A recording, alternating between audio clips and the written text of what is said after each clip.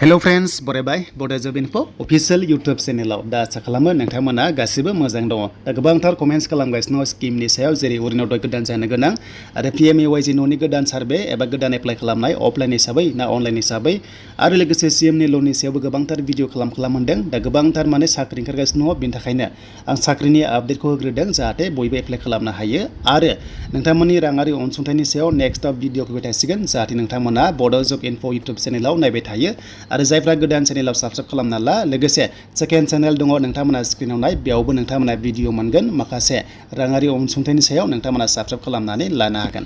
दा नोंथांमोना थांनाय बाराव मोनसे भिडिअ खालामदोंमोन जे PMAY-G नि गोदान न'नि एप्लाइ जागोन आरो बे एप्लाइआ जेब्लायबो अनलाइन जानाय नङा होननानै अफलाइनसो जागोन होननानै नोंथांमोना गोबांथार माने भिडिअ नायखादों जानांगौ आरो बुजिबाय दा बेबादिनो नोंथांमोना माखासे लाइभ प्रुफ लाना फैदों बेखायनो भिडिअखौ नायदो आरो हानायसेबां शेयार खालाम जाहाथे बयबो मिन्थियो आरो एप्लाइ खालामनानै लानो हायो एबा नोंथांमोना मोननो हायो दा जों अफिशियल साइडआव थांग्रोनोसै बेनिफ्राय माखासे डिटेल्सखौ नायग्रोनोसै दा जों फैबाय बेनो जाबाय गभर्नमेन्ट अफ आसाम बेनो जाबाय हाउसिं एन्ड आर्बान एफेयार्सनि सायाव फैग्रोबाय मानोना बेनिफ्रायनो माखासे प्रसेसा जागोन नोंथांमोननि न'नि खामानिया आरो बेनो जाबाय PNRTनि आन्दारावहाय दा जियानो जा लोगोफोर जों माखासे डिटेल्सखौ नायग्रोनोसै आरो नोंथांमोना जायफ्रा भिडिअ नायनानै मोजां मोनो नोंथांमोना कमेन्ट्स खालाम आं लासैनो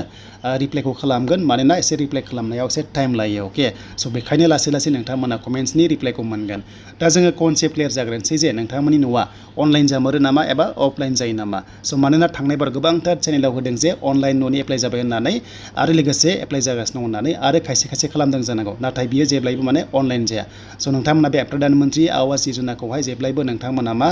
बेनो जाबाय अफलाइनसो जायो बेनि सायाव डिटेल्सखौ होखांखाबाय नोंथांमोना जानो हागौ खायसे नुदों आरो खायसे नुवाखै जेब्लायबो अफलाइन जागोन आरो बे अफलाइना ओरैबायदि जायो गोजौ लेभेलनिफ्राय जेब्ला अर्डार फैयो अब्लाथाय गाहाय लेभेलाव बिजनेस लेभेलाव एबा गाव पन्सायत लेभेलाव खामानि जाग्रोनानै सार्भे जानानै गोजौ लेभेलाव हरनानै एप्रुभ खालामनानै नोंथांमोननोहाय न'खौ होनाय जायो स' बेखायनो नोंथांमोना जाहाथे नायो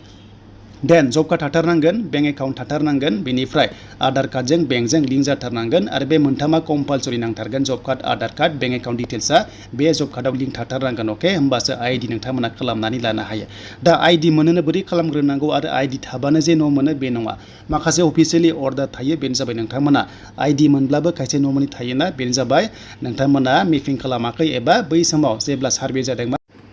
जब कार्ड मेपिं खालामाखै नोंथांमोना बिनि थाखायनो थालांदों दा बेखायनो नोंथांमोना नेक्स्ट लेभेलाव जेब्ला 2 अक्ट'बर जागोन ना अब्लाथाय मोनसे ग्राम सभा लायो बे ग्राम सभायाव नोंथांमोना थांनांगोन अब्लासो नोंथांमोना माखासे खामानियाव आग बारायनो हागोन थ' नोंथांमोना बेखौ बुजिबाय दा बे मोनसे अफिसियेल आपडेटखौ नोंथांमोना शेयार खालामबाय जाहाथे नोंथांमोना एसेब्लाबो बुजियो दा बेयाव साबजेक्टआव लिरदों बेनो जाबाय regarding surveyor registration for conducting survey to update Awaas plus नोंथांमोना मोनदों बेनो जाबाय प्रधान मन्त्रि आवास योजना ग्रामिननि सिङाव अके बेनो जाबाय नोंथांमोननि गोदान न'नि माखासे अफिसियेलि बेबायदि अफिसियेल नटिस ओंखारबाय नाथाय डेट फैथ'वाखै जे माब्ला सार्भे खालामगोन नोंथांमोना बेखौ मिन्थिनोबा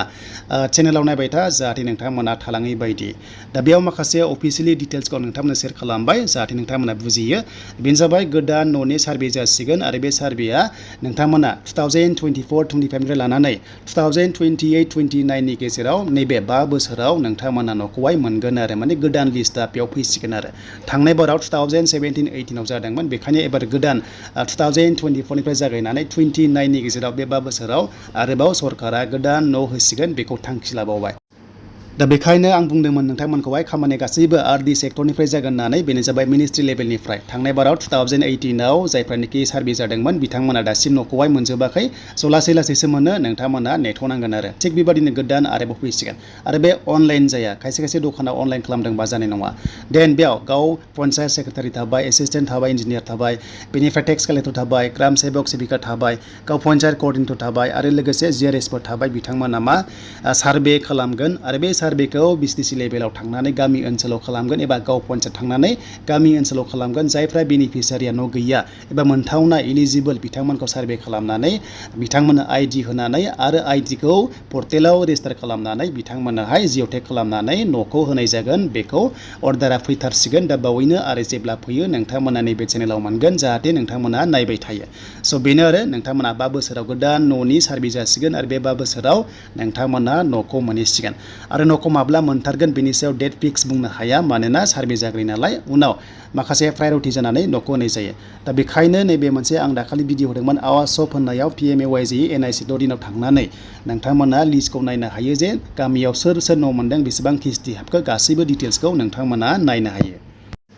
दा बेखायनो रेजिस्टार जासिगोन सार्भे जासिगोन बे सेप्तेम्बरावनो जागोन दा 7निफ्राय एबा बिनि सिगांबो जानो हागौ नाथाय 7नि उनावसो जानायनि चान्सआ दङ आरो जेब्ला गोदान अफिसियेल गाइडलाइन्स एबा अफिसियेल नटिस मोनगोन आं नोंथांमोनजों शेयार खालामगोन जाहाथे नोंथांमोना न' मोननो हायो दा बेनो जाबाय अफलाइन जागोन जेब्लायबो अनलाइन जानाय नङा नोंथांमोना बेखौ दा फोथाय अनलाइन मोननाय नङा स' बेखायनो ओरैनो फैसा गारनानै नोंथांमोना लस दा खालाम आइडि मोनोबा अफलाइनसो जागोन आरो बे सार्भे जागोन स' बेखायनो नोंथांमोना बे मेपिं खालामनायाव खालामथारनांगोन जब कार्ड मेपिंआव अब्लासो न'खौ नोंथांमोना मोनगोन आरो नेक्स्ट लेभेलाव दा बेनोमोन भिडिअ नायनानै जायफ्रा मोजां मोनबाय लाइक खालामदो कमेन्ट्स खालामदो आरो हानायसेबां भिडिअखौ शेयार खालामदो आरो जायफ्रा गोदान चेनेलाव साबस्क्राइब खालामदो बेनो जाबाय बड' जब इनफो इउटुब चेनेलाव